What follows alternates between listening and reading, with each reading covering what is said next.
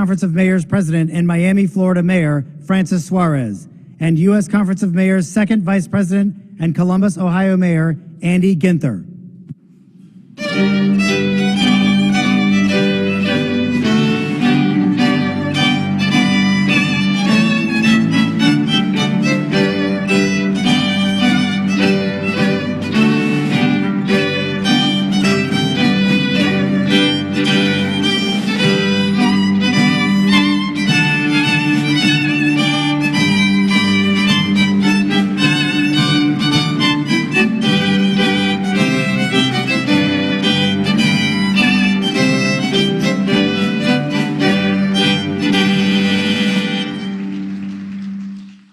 Please be seated. Thank you, Mr. President, for continuing this incredible tradition of inviting the mayors from the U.S. Conference of Mayors to the White House. It's really an honor. And I'll tell you, as I walked through this iconic building with my family, I couldn't help but notice the picture of bipartisan presidents throughout the years. And I thought that was a wonderful testament to the bipartisan nature of our organization, of the U.S. Conference of Mayors. And it was reminded me of a story that my dad once told me. He said that at a particularly difficult moment in Lyndon Johnson's presidency, they said to him, you know, Mr. President, can it get any worse? And he sort of thought about it and he paused and he said, oh, sure, I could be a mayor. So thank you so much, Mr. President. Mr. President, honorable members and fellow mayors, America's mayors stand on the front lines of American democracy. We serve the American people every day, from every background and in every part of the country. We listen and lead. We serve and protect. And we deliver for everyone. While we hold different viewpoints, philosophies, and experiences, today we all carry a common message. Our federal government should act, and we need it to act as quickly as possible. It needs to address the potholes of America. It needs to find a solution to the humanitarian and security crises on our border. This means addressing the core drivers, not just the symptoms of this crisis. From our confronting the repressive regimes of Latin America to the human trafficking cartels, we must act. And we also must act on modernizing our visa system and our dysfunctional immigration laws. And I was pleased to see you, Mr. President, begin to address these issues recently when you visited the border. But of course,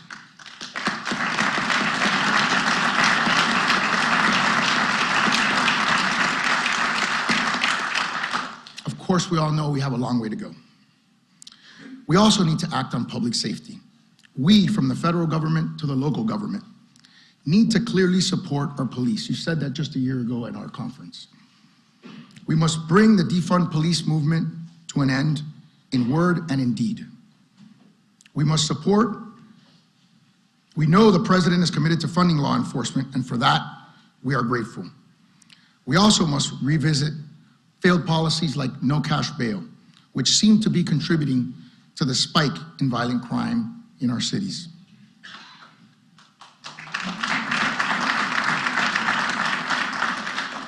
We need to act on maintaining our fiscal health and economic security. All of us here must balance our budget and honor our debts. The federal government must do the same, just as mayors have done across America.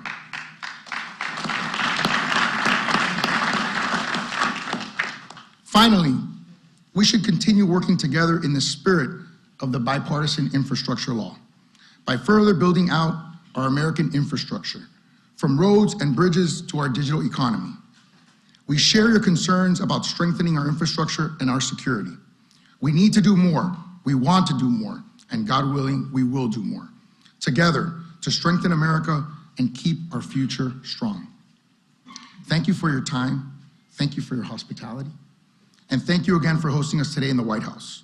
And now I'd like to introduce the second Vice President of the conference, Andy Ginther, the Mayor of Columbus, Ohio, the heartland of the country, to share a few remarks on how our partnership with the administration is rebuilding American manufacturing, we just talked about, and strengthening the nation's economy. Thank you.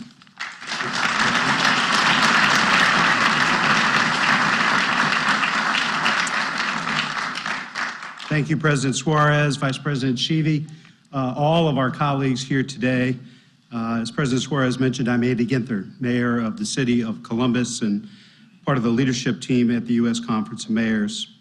I have the pleasure this afternoon of introducing someone who has been an incredible friend, our strongest ally as America's mayors. When this president, think about this, just 2 years ago, this president entered office, American cities were hurting. We were still trying to make our way through the most disruptive global event in any of our lifetimes. Mayors were on the front lines of the pandemic and all the downstream consequences: economic disruption, mental illness, gun violence, homelessness.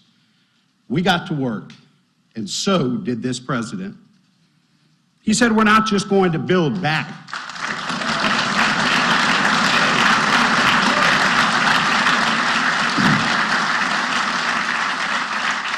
He said, we're not just going to build back, we're going to build back better. And working hand in hand with local leaders, he has delivered over and over and over again.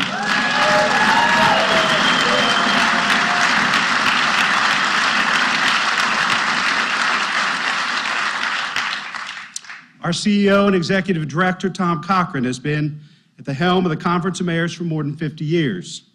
I know he agrees when I say the last 2 years have been the most consequential and productive for mayors in the history of the U.S. Conference of Mayors.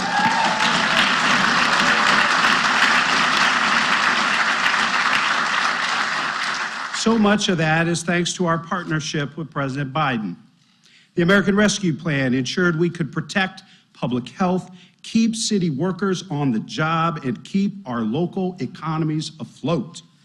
The bipartisan infrastructure law, allowing us not to just catch up on years of neglect, but jump ahead and claim the future and beat out the rest of the world so we have the most efficient and safe transportation system for the 21st century.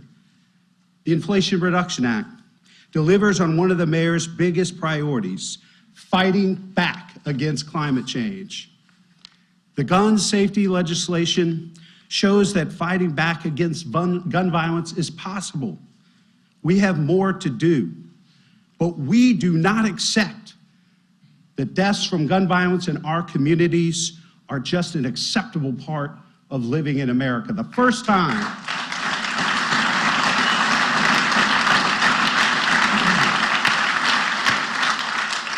time since the Clinton administration, bipartisan gun safety legislation is now the law of the land because of this president. And something incredibly important to my community in our part of Ohio, the CHIPS and Science Act. It will ensure that the United States, not China, is leading the development of new technology. It has the potential to turn the old Rust Belt into the new Silicon Valley.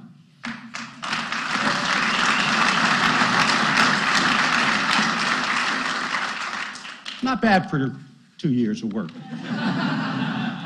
Look, we're a bipartisan group. Mayors don't let politics or partisanship get in the way of getting things done for the people we serve.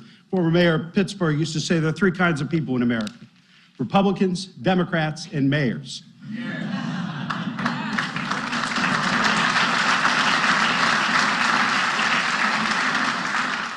When someone says it can't be done, we just work harder. I can't tell you how refreshing it is to have a president who works like mayors. I know he'll be the first to tell you we've got a lot more work to do, and we need to do it together. But I think it's worth taking a moment to appreciate how far we have come and all that we've accomplished together. America can still do great things when Republicans, Democrats, and independents come together to fight for America. Mr. President, thank you for your leadership, your partnership, and most importantly, your friendship with America's mayors. Friends, it is a great privilege and honor for this little kid from Columbus to introduce the 46th president of the United States, America's greatest champion of mayors, President Joe Biden.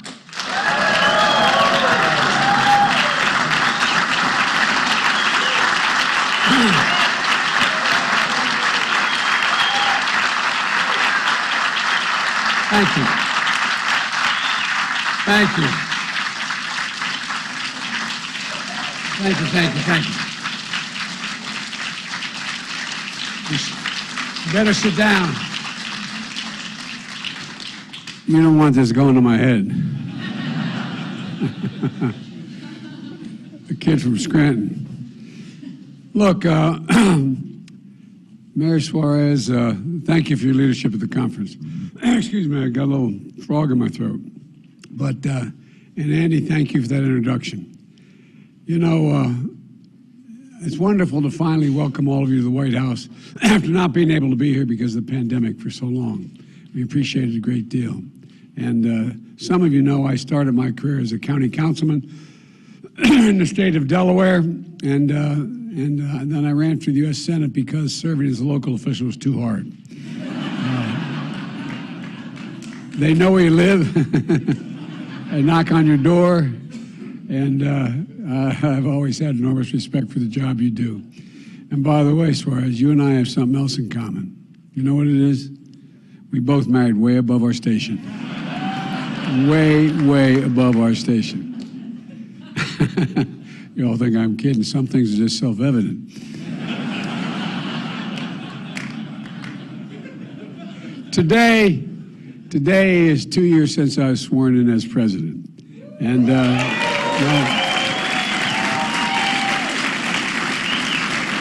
with your help,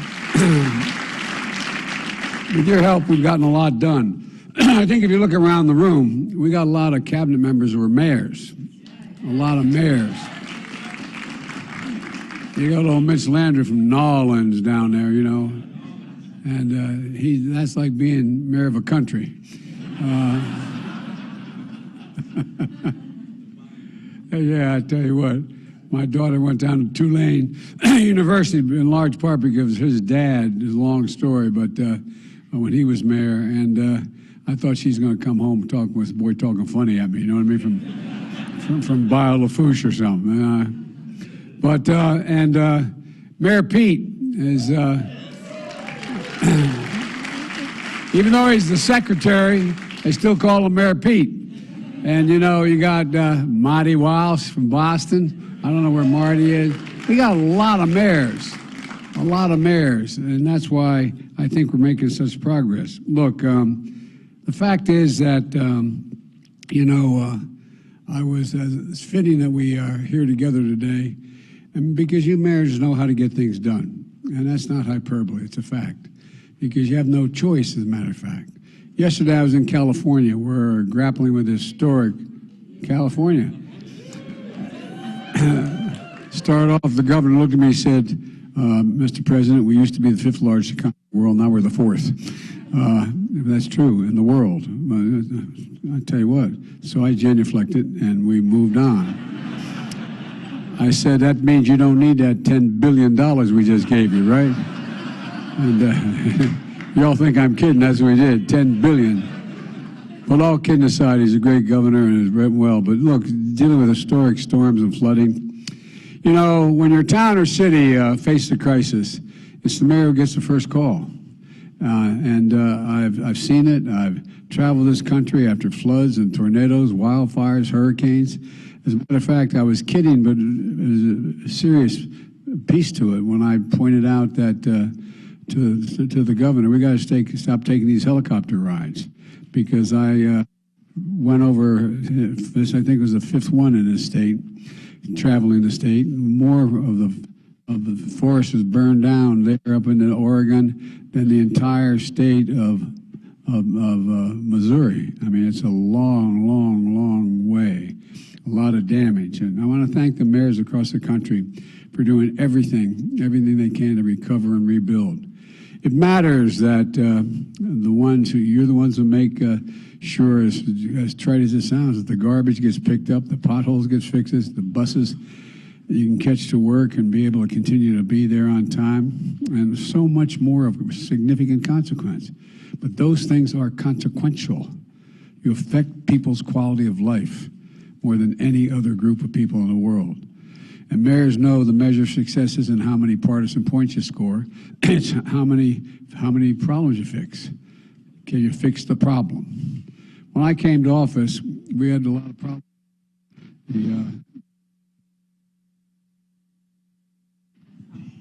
Can you hear me? The pandemic was raging, our economy was reeling, but we acted together. Now, 2 years in, it's clearer than ever that our plan's work, and we're building the economy from the bottom up and the middle out, not just the top down. Because when we do that, by the way, the wealthy do very, very well, and everybody, the poor, have a shot, and the middle class can have a little breathing room. An economy that benefits that folks in the heartland as well as in our cities and all across America. And, you know, I remember, you know, as I said, my family, I was born in Scranton, Pennsylvania. When Cole died when I was in 3rd grade, we had to move. But I go back to Scranton. Everybody's joke is they're from Scranton. Everybody's from Scranton. But think of all the towns you know, and some of you are mayors of, that they go through school, they want to stay where their family is, where their relatives are, where they know everything, and they have to say, Mom, I got to leave. There's no jobs here. There's no jobs here in my town. I'm serious. I'm deadly earnest. And what we're trying to do is not just rebuild the economy, bring back the pride and the sense of belonging, the sense of I want to stay where I live now, where I'm able to do what I want to do. And that's the whole purpose of what we're trying to do in our cities when people used to move out. But, you know, now they're beginning to move back in. Cities are growing, not just big cities, small towns as well. The economy, the rewards work where we don't need a college degree to provide for your family. It helps to have that college degree, but you don't need it to provide for your family. 2 years ago this week, 18 million people were out of work. 2 years ago this week. Now the net number is under 1.6 million. They're the lowest levels in decades. The unemployment rate is as low as it's been in 50 years. We've created 11 million jobs, 750,000 manufacturing jobs. Where in the hell is it written to say we can't be the manufacturing capital of the world in this? I mean it, not a joke. I got so sick and tired of us exporting jobs and importing product. We're now importing jobs and exporting product. That's what we're going to do. That's what we're doing. No, I really mean it. Because we're beginning to invest in ourselves again because of you all. Over the last 2 years, more Americans applied to start a small business than any year in history, any year on record. They make up 50% of all the economy in America. Fewer families are facing foreclosure or an eviction than before the pandemic. Families in our communities are starting to breathe just a little bit easier. But folks, it's not only that. Pride is coming back to American communities and to American cities. And that's not just on the coast, as I said. It's in every part of the country, including many towns and cities and local communities that have been forgotten for much too long. And it's not an accident. It's a strategy. When I came to office, a strategy that we stuck to, even in the face of a lot of criticism, a strategy that we put into action, a strategy to recover and rebuild and invest in America. You know, hesitate a second to just digress a little bit. We used to invest 2% of our GDP in research and development every year. That's what we did in America. But then along the way we stopped. We stopped investing in America in research and development. We invest now 0.7%. We used to be number one. Now China is number two. We're number 8. I mean, there's things we've allowed to happen. It's not been conscious. It's just sort of slipped up on us. And the way in which we changed the way we dealt with corporate law, a whole range of things. But we're changing it. And we're changing it. As I said, we're going to export product, not jobs. With your support, I signed the law of the American Rescue Plan to deliver immediate economic relief to families and communities that needed it most. One study found that before the law was passed, 70% of the mayors in America expected to cut critical jobs like teachers and transit workers. 27% of you were facing steep cuts in police department budgets. So we acted. And with the CARES Act we passed under the previous administration, some of it had to go to your legislatures for permission to get the money. I've been the bad guy when I was a senator and as vice president, a pain in the neck. Why do you have to go through the legislature? No, I'm serious. I'm deadly earnest about that. Because when you go through the legislature, you can't blame them. They say, I want a piece of my district. But you can apply directly. When I wrote the cops bill years ago, you didn't have to go to the legislature or governor to determine. You could apply directly. If you qualified, you got it directly. You got the money directly. Well, that's what we're talking about. And things began to change. Instead, we made sure the American Rescue Plan empowered you directly to avoid painful layoffs. You put cops back in the street, firefighters back in the jobs. You kept teachers in classrooms. You asked for the money and you qualified for it. In Knoxville, Tennessee, Mayor Kincannon gave premium pay. Is the mayor here? There you are, Mayor. Well, you gave premium pay to police officers and firefighters to keep them on the job. It was a big deal. In Mesa, Arizona, Mayor Giles, I don't know where the mayor's here. I got to get people in trouble calling this out. Yeah, Mr. Mayor, how are you? Bought 5 new ambulances, hired behavioral health clinicians to help the fire department in crisis calls. And by the way, you know, when a cop turns off in a domestic violence case or someone's standing on the edge of a bridge, they don't need a cop. They need a psychologist with them. That's why we're putting more people. No, I'm serious. We're beginning to understand this all again. And a lot of you are applying for the money and using it for these mental health issues as well. You know, there are countless examples. When it comes to public safety, we know the answer is not to defund the police. Not to defund the police.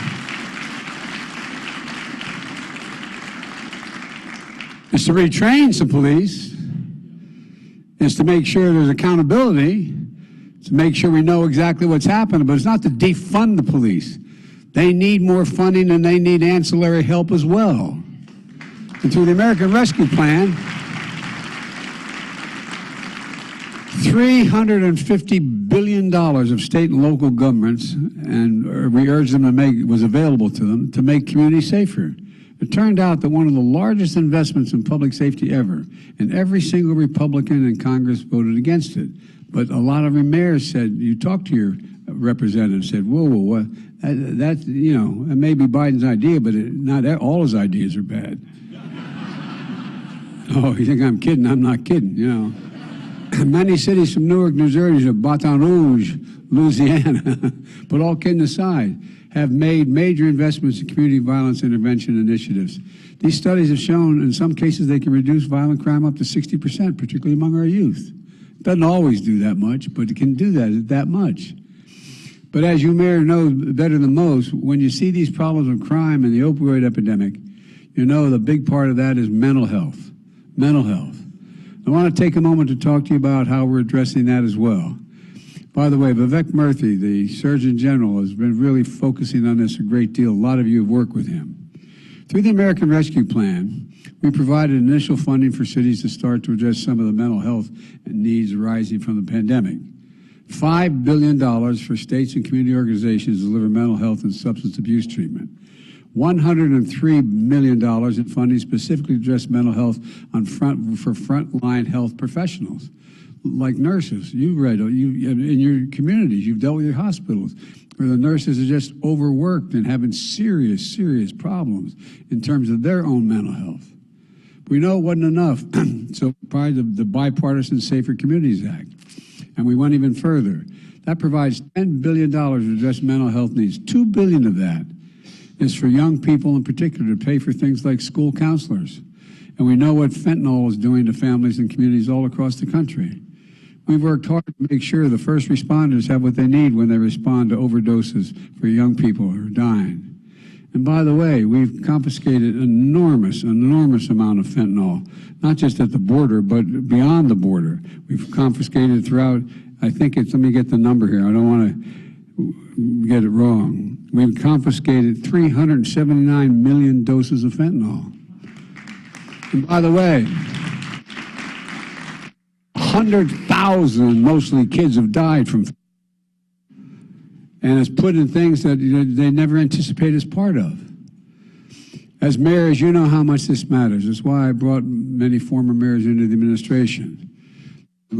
Keisha Lance Bottoms is here. So.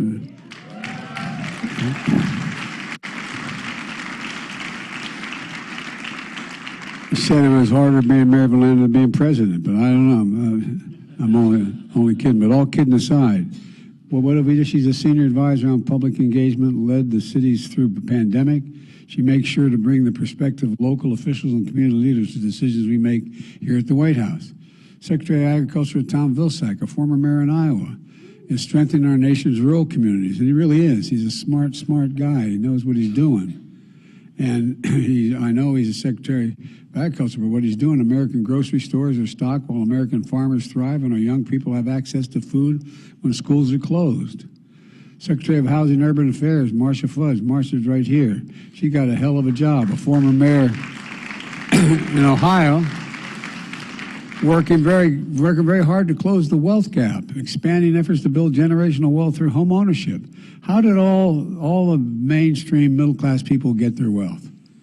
90% of them through investing in their homes. They were able to buy a home.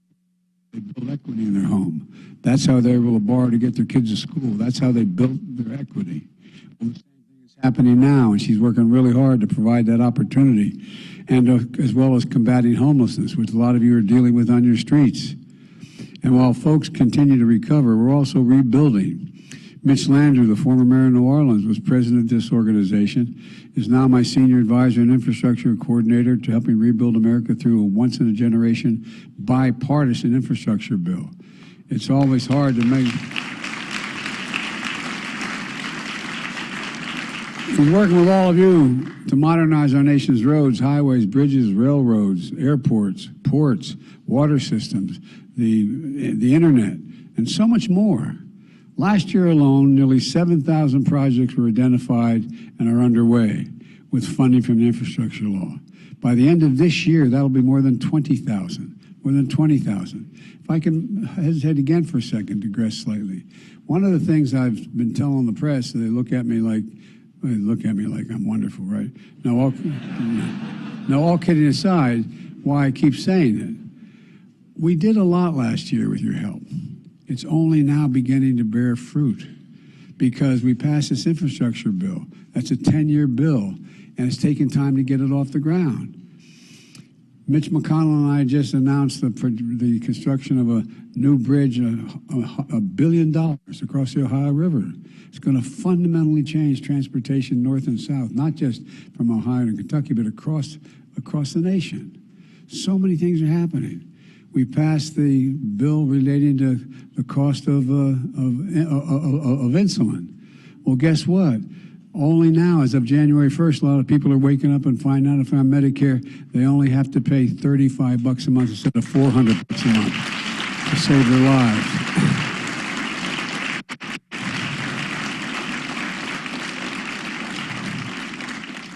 And I want the drug companies to be able to make money, but I tell you what, people explain when they raise the price that as beyond inflation, that they invested more money in what they did in order to justify the price. Otherwise, guess what? We're going to go back and get it from them under the law. No, I'm serious. I'm serious.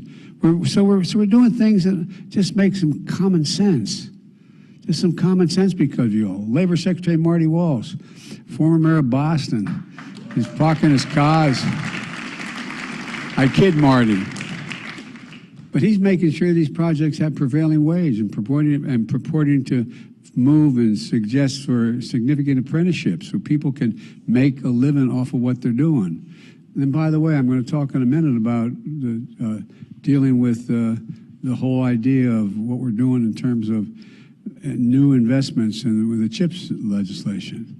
Well, one of the leading investors of over, I think it's so far $22 billion in the United States from another country. I said, why are you investing in America? He said, because you got the best workers and you're the safest environment in the world in which we can do this.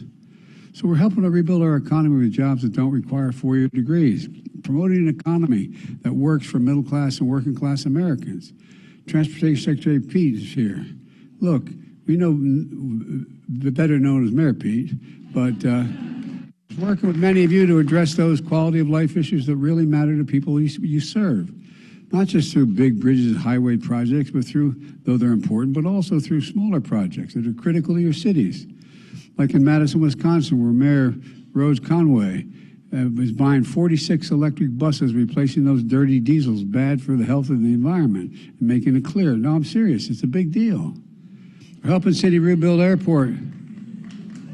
There you are. Okay. Well, thank you. And it means our kids aren't going to be inhaling that diesel fumes when they get off the bus. For real, it matters. Environmentally, it matters as well. And so, we're helping cities rebuild airport terminals in Atlanta with Mayor Andre Dickens, in Orlando with Mayor Buddy Dyer, in L.A. with Karen Bass, and with the leadership of Vice President Harris, we're partnering with you to deliver affordable high-speed internet to every single household in America, affordable high-speed internet. So no parent has to park in front of McDonald's to do the homework with their kid when the school's not in session, when they can't go to school. It's a big deal. It's a big deal for farmers, I might add, and a whole lot of other people to know exactly what products are costing and sell them for. And now over 15 million households have affordable internet that they didn't have just before we passed the law. We're also making the biggest investment ever in climate, the Inflation Reduction Act.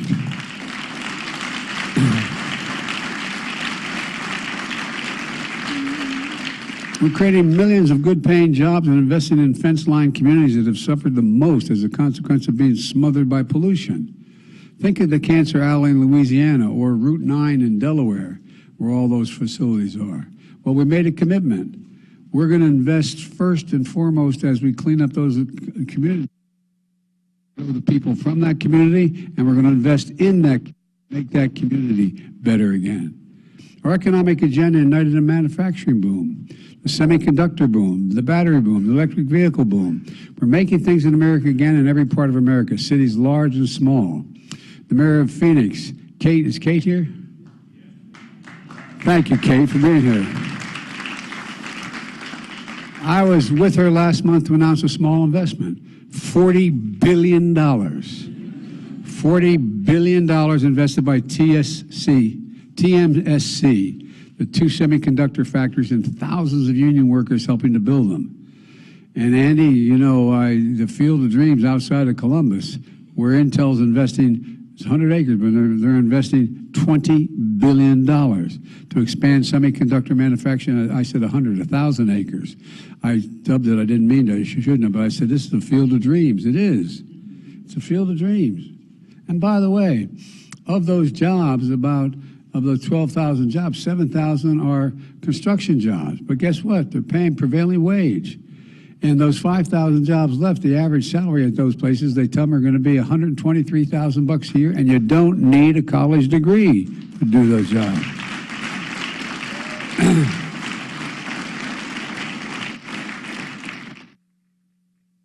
This is in part urged by all of you.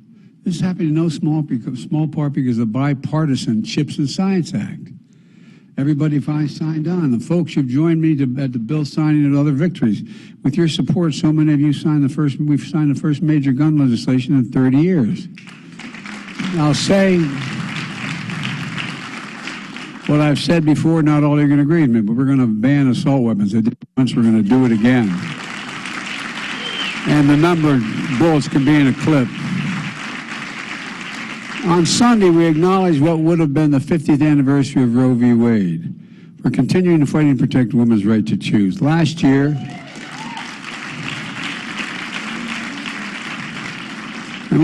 when I held the first of its kind White House summit at the request of others against hate-fueled violence, this group led the effort with 150 mayors to sign a compact, Democrats, Republicans, and Independents, to prevent and address this type of violence in our communities. I'm committed to continue this work with all of you, but I need you badly. But there's more to do. As was mentioned by your president, immigration is another major issue affecting many of your communities, particularly border communities and near communities. I visited the border earlier this month, first time as president. I've been before, but the first time as president. And I'm taking action where I have the legal capacity to do so. I'll continue to call on Congress to act to pass comprehensive immigration reform to fix the system. The first bill I introduced was a comprehensive reform legislation on immigration. But because of some in the Congress, they refused to consider it. They found it a better issue to campaign on than an issue to solve. So we have a choice. They can keep using immigration to try to score political points, or we can help solve the problem. Immigration reform used to be a bipartisan issue, and we can make it that again, in my view. Let me close with this. I ran for office for 3 reasons. One was, and even my campaign team thought I was wrong in terms of the basis on which I was running. But one of the things when I got elected as a 29-year-old kid to the Senate, I had to wait to be legally to be able to be sworn in because I wasn't old enough. No joke. They talked about, my being the youngest. I wasn't. There was one younger elected popularly than I was. But, I spent a lot of time. I used to get asked all the time, Mr. Mayor, what's the secret? Because if I won against a really good guy, he was a decent man, we never had a crossword with us, progressive Republican who helped write the Clean Water and Clean Air Act, etc. Disagreements on a number of other things. And second time I ran, he actually endorsed me. But the point is this is simple. I used to get asked, there must be a secret. If you could have won, there must be some secret. And I used to think about it, the people for the next 3-4 years that asked me that who were running for office in Delaware. And I finally figured it out. And you all are successful and you know it. I said, the secret is, have you figured out what's worth losing over? Have you figured out what's so important to you you'd rather lose than win and have to compromise on it? And so when I ran this time, and I had not planned on running again, and all of you were probably saying, why the hell didn't you follow your instinct? But I honest to God didn't. My son had passed away, and I had no desire to. I was a professor at the University of Pennsylvania. Things were going fine. To make a long story short, when I did, I decided there were 3 reasons to run. And I mean it. One was to restore the soul of America. The decency, honor, the idea we could deal with one another. No, I genuinely mean it.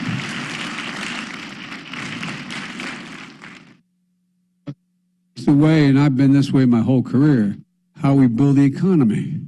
From the bottom up and the middle out, for real. Look, I come from the state of corporate America. More corporations are incorporated in my state than every other one of your states combined.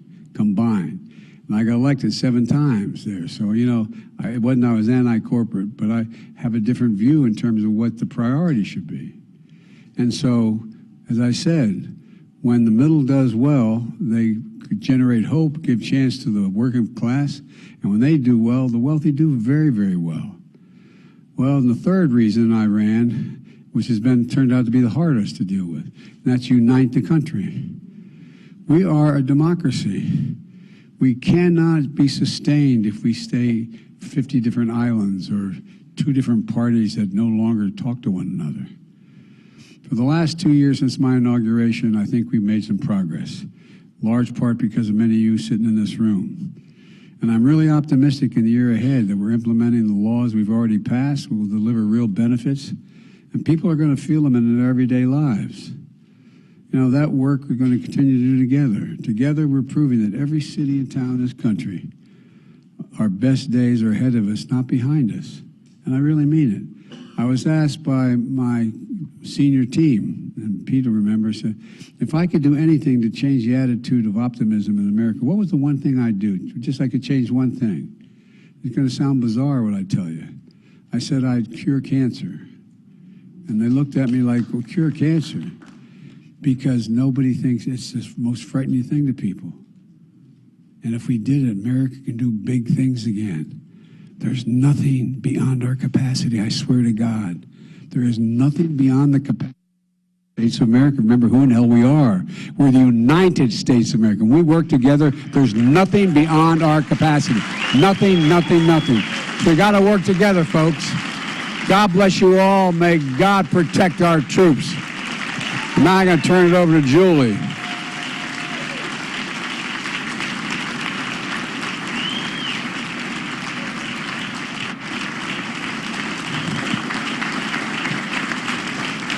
Thank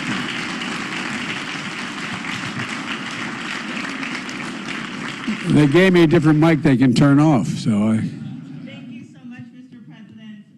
And now we have a couple of questions that we will take from a couple of mayors. We'll start with Mayor Tashara Jones from St. Louis, Missouri. Good afternoon, Mr. President. Mayor, how are you? Great, great. Thanks to the bipartisan infrastructure law and the CHIPS and Science Act, we're seeing jobs return to our cities, and we're preparing our citizens for the many opportunities to come.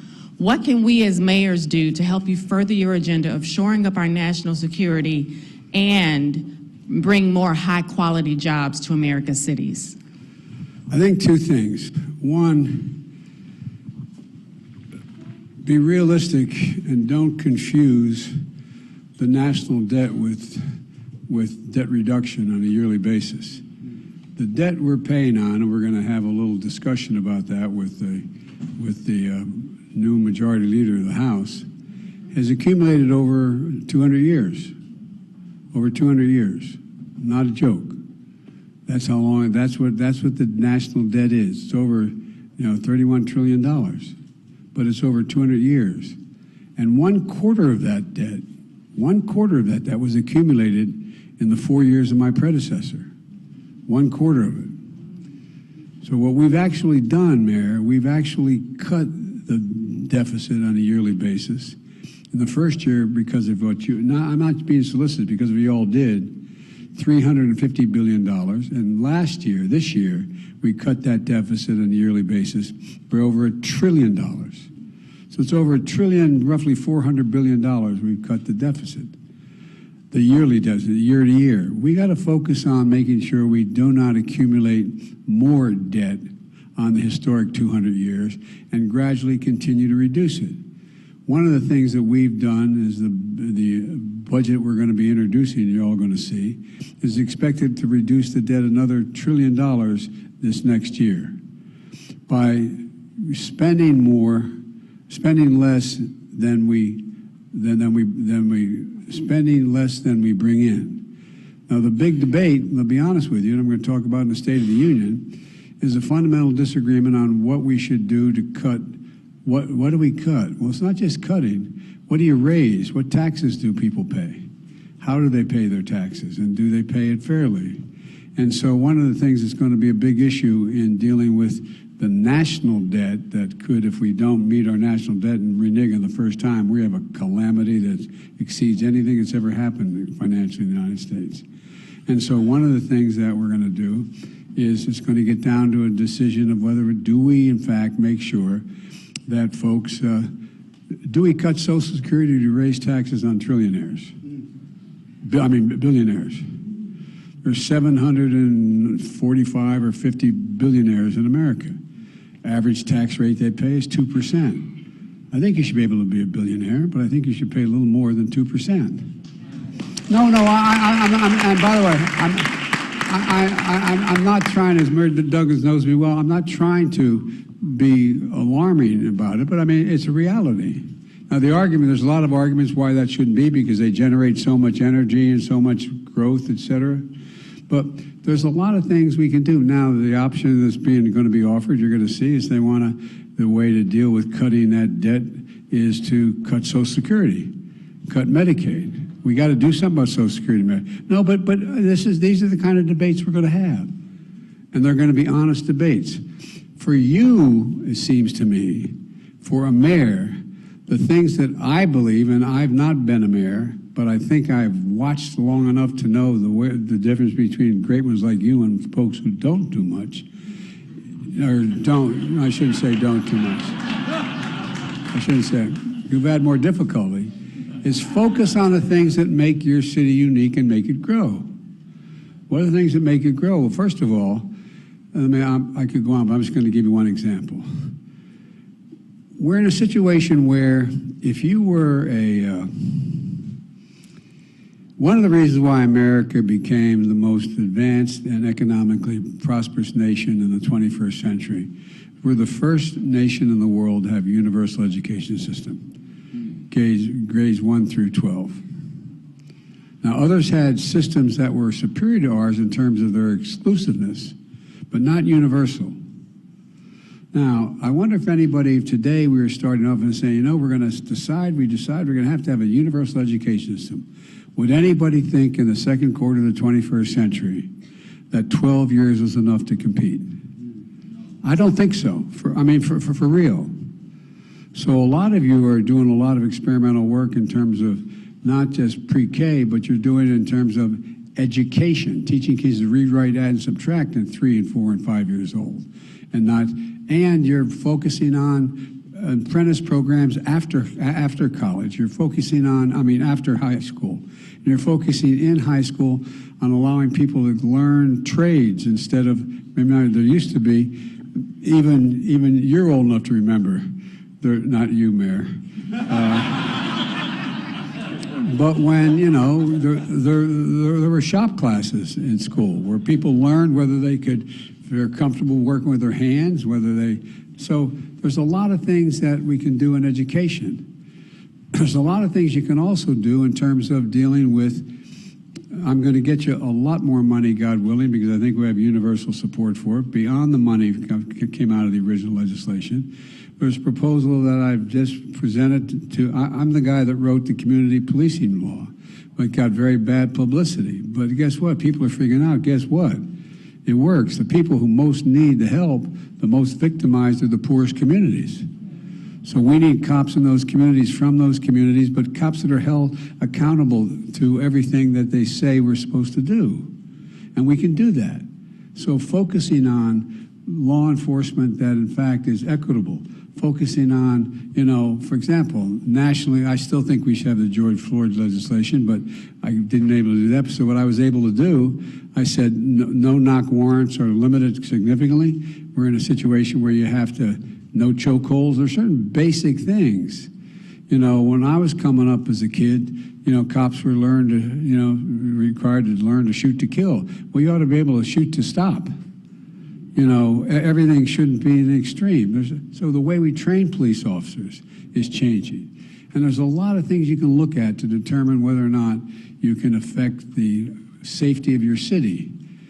And also, I think that, well, I'm not going to go on, but so there's a lot of things you can do, because I believe you'll have the economic wherewithal through the programs and the federal government not telling you what to do, but giving you the wherewithal to do the things that you think most need to be done. And every community is a slightly different need in terms of emphasis. And you know, I think one of the great mayors in the country is Duggan from Detroit. Not a joke. I tell you what, he inherited a hell of a situation. And I remember Barack Obama turned to me one day and said, not a joke, Joe, fix Detroit. I said, oh, no problem. No problem. Well, I got to know Detroit. I found out things the mayor taught me was, guess what? That something was as close to 70% of the people 60% of the people in the city who were high school educated had jobs that were outside the city. And they couldn't get there. They didn't have, 60% didn't have cars. So we ended up getting, what, 20 new buses, was it initially? I mean, you know, just practical things to determine what are the things that both allow neighborhoods to stay united and move. And again, there's a lot. And one of the things that Mayor Landrieu, as I still call him the mayor, but he's much more than that, he's running this show for me because we also have, I can't remember I asked for the phone number and I forgot it. 881-8946 that you can call, because we have people in here. No, I'm not joking. A lot of people know we have these programs, but they're hard to navigate. So you can pick up the phone and call, how do I get the money to do A, B, C, or D?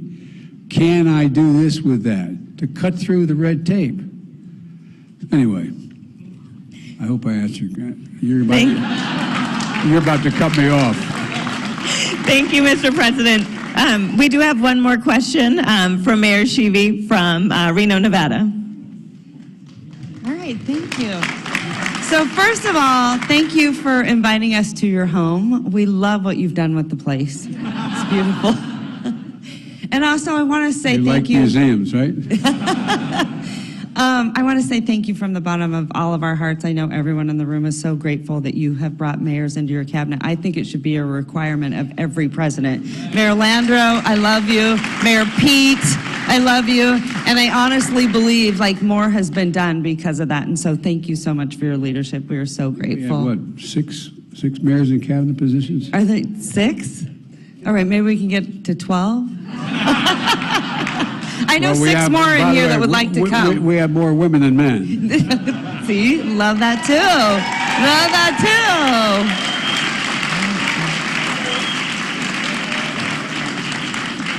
too. So you talked a little bit about mental health, and I want to say thank you so much for your leadership on that. It means the world to me. We are so fortunate to work with your Surgeon General. He is fantastic. He is fantastic. So all your mayors in the room are going to become mental health warriors. And we're going to be addressing addiction and loss and grief. And I'm going to ask you something very personal. You've had a lot of loss and grief in your life. And I know over the last few years, a lot of Americans have had a lot of loss and grief because of the pandemic. What would be what would you say to them and your advice to someone experiencing personal loss and grief? Well, first of all,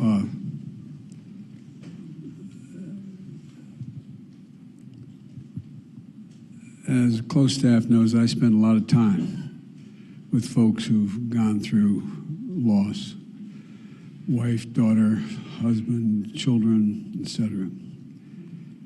And granted, I did lose my wife and daughter right after I got elected to the Senate. Tractor trailer broadsided them, killed my wife and daughter, and my 2 boys were little boys. They were on top of their deceased mom and sister for a long while because it took my local fire department a long time to do the jaws of life to get them out. And then the guy who should be standing here if Andy Biden was going to be president, and I'm not, it's not hyperbole, is my son Bo. He's more qualified than I was. But he decided, I'll never forget, and asked me one Friday, he said, "Dad, what are you doing on Friday?" And I said, "What do you need?" He said, "I'd like you to swear me in." I said, "Swear you in? You're Attorney General of the state of Delaware. Swear you into what?" He said, "I joined the United States National Guard, the Delaware National Guard." And then when his unit got sent, he didn't have to go, but he got an exemption to go as long as he gave up the seat. And, that was tough. But you know what? I had family. I had an incredible wife. No man deserves one great love, let alone 2. And I had a mom and a dad and a sister and a brother who were alive. And for example, when the accident happened early on, my sister's my best friend in the world, gave up her home, and she and her husband moved into my house to help me raise my kids. Without being asked, just moved in. And by the way, 5 days after I was married, they were gone. But I say that not about me, but it's about what mental health does. I had people around me that were there to help me. I was lucky. Everybody thinks I commuted every day I've traveled over 1,200,000 miles on Amtrak. Not a joke. I commuted every single day for 36 years, and then beyond that, as vice president, to go home. Everybody thought I went home because I went home because I couldn't afford 2 places. But anyway, no. I went home because I get to, kiss my boys goodnight and lay down with Sarah prayers, and then my daughter, etc. But I had my mother.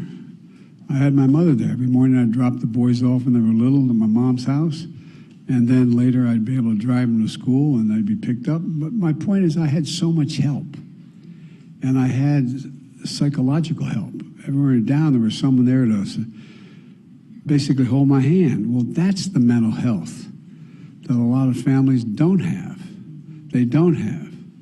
And a lot of folks are in a situation where if they just had somebody to talk to, and that's why I think some of the things we can do that can also help families going through some real difficult times is, for example, preschool education, reading, writing, arithmetic, age 3. It does two things. It helps your kid get an advantage, but it also helps mom or dad or a single parent or parents who are going through hell to have somebody there until 5 o'clock taking care of your kid while they're learning.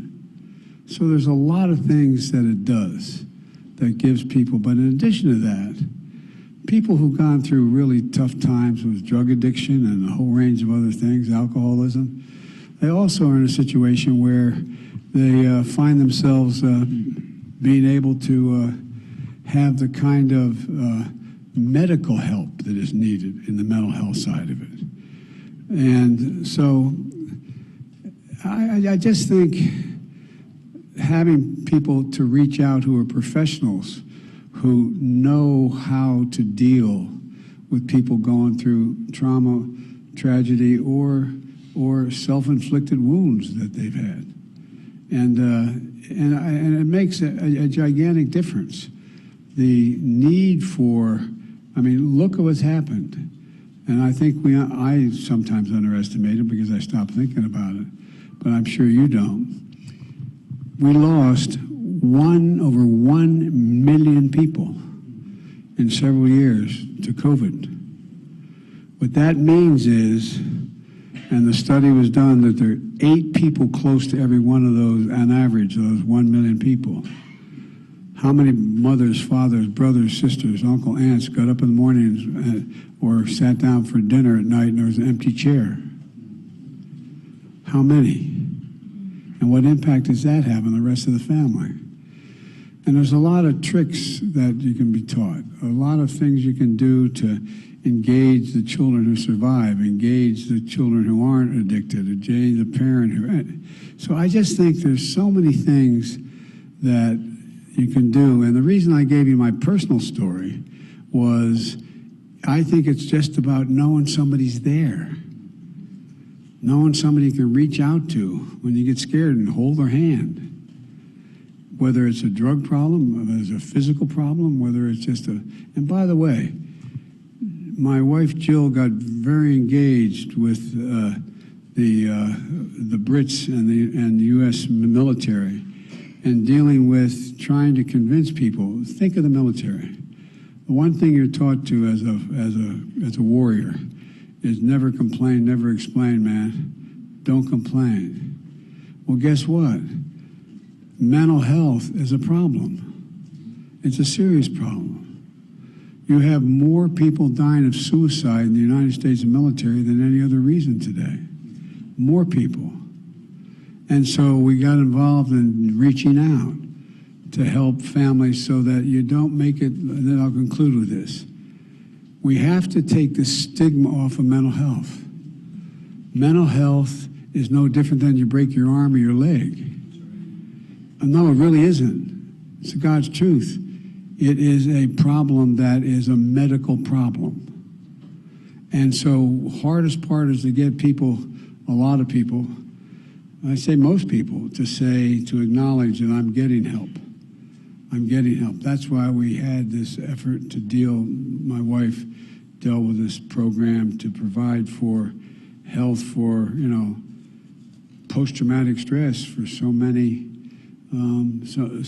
warriors. Pete, you toted a rifle, man. You were there. You see all the people. I don't know how many people that that need the help. But it's a help that you need any more than you need if you broke your leg. But we got to take the stigma away from the notion that you need mental health, because it's no different. And by the way, think of this. How many folks do you know, how many cops on your department need some mental health because they're suffering from post-traumatic stress, what they went through? I mean, we don't look at them and say, you know, they're weak. But, you know, it's just about, anyway, we just got to reach out and change the notion of a stigma associated with the notion of seeking mental health. And it starts early when you can detect with children when they need some guidance, really, or it doesn't mean they're, quote, crazy. It means they have some disposition that has to be treated. And there's a lot that can be done. I'm talking too much. I apologize, guys. Thank you all very much for the